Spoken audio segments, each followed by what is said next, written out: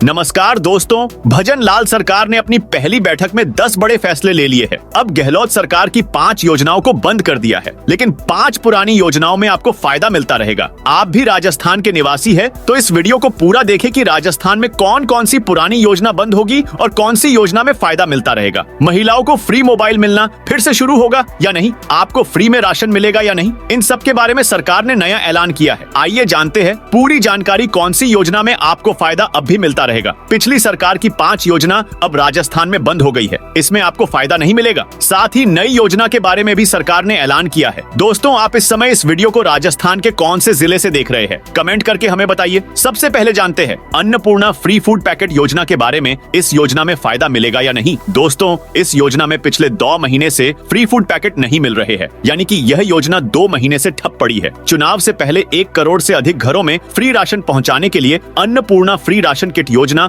जोर शोर से शुरू की गई थी, लेकिन इस योजना पर भी संकट के बादल खड़े हो गए हैं। सरकार बदलने के बाद इस योजना के तहत 2 महीनों से फ्री फूड पैकेट लोगों को नहीं मिल रहे हैं। वेंडरों ने ही 2 महीने से राशन डीलर तक पैकेट पहुंचाने बंद कर दिए हैं। यह योजना अगस्त में शुरू की गई थी। नवंबर तक कोई परेशानी नहीं आई और संबंधित परिवारों ने हर महीने के पहले सप्ताह फ्री फूड पैकेट का लाभ उठाया। लेकिन अब राशन डीलरों तक वेंडर फूड पैकेट नहीं पहुंचा रहे हैं। सहकारिता मंत्री गौतम कुमार दक ने कहा कि योजना में कोई दिक्कत आ रही है या नहीं, इसका प्रॉपर जवाब मैं अभी आपको नहीं दे पाऊंगा। दोस्तों, यह योजना पिछले 2 महीनों से पूरी तरह से बंद है, इसमें फायदा नहीं मिल रहा है। इसके अलावा दोस्तों, दूसरी योजना है मुख्यमंत्री चिरंजीवी योजना। इस योजना के बारे में जाने तो देश भर में चर्चित योजनाओं में से एक चिरंजीवी स्वास्थ्य बीमा योजना को लेकर जमीनी स्तर पर चर्चा यहाँ तक पहुँच गई है कि यह बंद होने जा रही है। गहलोत सरकार के समय इस योजना से प्रदेश के 1250 निजी अस्पताल जुड़े हुए थे। वर्तमान में 70-80% अस्पतालों ने चिरंजीवी योजना के तहत इलाज बंद कर रखा है। बताया जा रहा है निजी अस्पतालों का 350 से 400 करोड़ रुपए तक का भुगतान अटका हुआ है। पेंडेंसी बढ़ने के कारण निजी अस्पताल चिरंजीवी योजना के तहत इलाज करने में रुचि नहीं दिखा रहे हैं। अस्पतालों को डर है कि नई सरकार पता नहीं योजना का क्या स्वरूप लेकर आएगी और कहीं भुगतान अटक नहीं जाए। वैसे कई अस्पतालों में लाभ मिल रहा है, लेकिन बहुत ही कम ऐसे अस्पताल है। हालांकि चिकित्सा विभाग के आला अधिकारियों के पास फिलहाल योजना की गाइडलाइन को लेकर कोई स्पष्ट जवाब नहीं है। बस इतना जरूर कह रहे हैं कि योजना बंद नहीं हुई है, वे सरकार से निर्देश का इंतजार कर रहे हैं। वही इतनी सूचना आ रही है कि इस योजना को लेकर सरकार पहले समीक्षा करेगी, उसके बाद सरकार इस पर काम करेगी। इसके अलावा दोस्तों, अगली योजना यह है कि फ्री मोबाइल योजना क्या बंद होगी। बाकी योजनाओं पर तो सरकार या संबंधित मंत्री बात कर रहे हैं, लेकिन इस योजना पर बिल्कुल चुप्पी साधी हुई है। सरकार से लेकर अधिकारी तक कोई कुछ भी बताने की स्थिति में नहीं है। गहलोत सरकार ने जब योजना शुरू की थी तो रिलायंस और एयरटेल ने पहले ही दूरी बना ली थी। रेट को लेकर बात नहीं बन पाई, इस कारण केवल वोडाफोन और BSNL ने ही रुचि दिखाई थी। पिछली सरकार ने पहले फेज में फ्री मोबाइल बांटने के लिए महज 12,000 करोड़ रुपए ही मंजूर किए थे, जिनसे 26 लाख महिलाओं को मोबाइल बांट सकी। अब अंदर खाने मंत्री अधिकारियों का कहना है कि फ्री योजनाओं के कारण पिछली सरकार बजट माइनस में छोड़कर गई है। उन सभी के भुगतान नई सरकार के सिर पर है। माना जा रहा है कि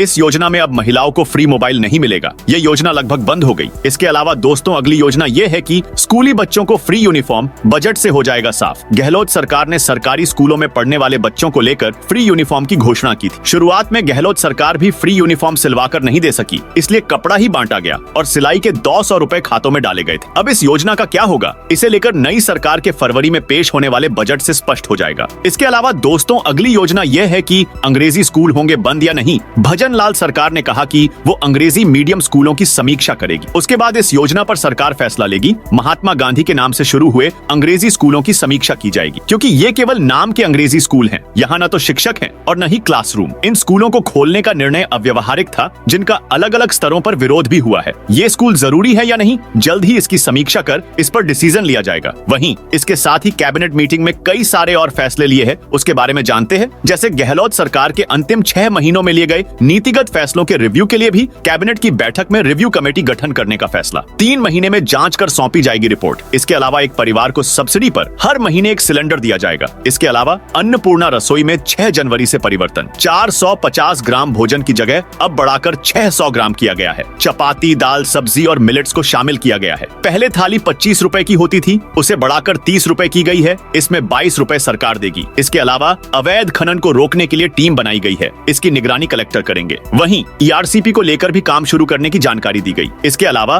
बजट से पहले 30 से 40% संकल्प पत्र के काम पूरा करने का निर्णय। इसके अलावा कैबिनेट की बैठक में एक बार फिर से मीसा बंदियों की पेंशन शुरू करने को मंजूरी। भजनलाल कैबिनेट ने विभागों की 100 दिन की कार्य योजना को भी मंजूरी दे दी है। कैबिनेट का मानना है कि इससे विभागीय कार्यों को समय पर पूरा किया जा सकता है। इसके अलावा पूर्व मुख्यमंत्री अशोक गहलोत, पूर्व मंत्री शांति धारीवाल और आर्किटेक्ट अनूप बरतरिया के साथ धारीवाल के राजनीतिक सलाहकार की भी प्रतिमा लगाई गई। इनकी जांच होगी और कार्रवाई होगी। इसके अलावा सरकार ने कुछ नए योजनाओं के बारे में भी ऐलान किया है जो सरकार जल्द राजस्थान में लागू कर सकती है। जैसे राजस्थान इंटरनेशनल फूड फेस्टिवल का होगा आयोजन। राजस्थानी व्यंजनों की पहचान देश दुनिया में है, इसलिए वार्षिक राजस्थानी अंतर्राष्ट्रीय फूड उत्सव आयोजित किए जाएंगे। इसमें श्रीअन्न को प्राथमिकता दी जाएगी। वहीं पर्यटन विकास के लिए भी विशेष कार्य योजना बनाई जाएगी। इसके अलावा 2700 रुपए प्रति क्विंटल पर गेहूं खरीद की योजना, गेहूं की एमएसपी के ऊपर राज्य सरकार बोनस देकर 2700 रुपए प्रति क्विंटल पर गेहूं खरीद की योजना बनाएगी। साथ ही fertiliser distribution regulatory task force का गठन होगा। वहीं व्यावहारिक मुआवजा नीति भी निर्धारित की जाएगी, जिससे पिछली सरकार के कार्यकाल में जिन किसानों की जमीनें नीलाम हुई थीं, उन्हें सम्मानजनक मुआवजा मिल सके। गहलोत सरकार के कार्यकाल में 19,000 से ज्यादा किसानों की जमीनें कुर्क और नीलाम की गईं। इसके अलावा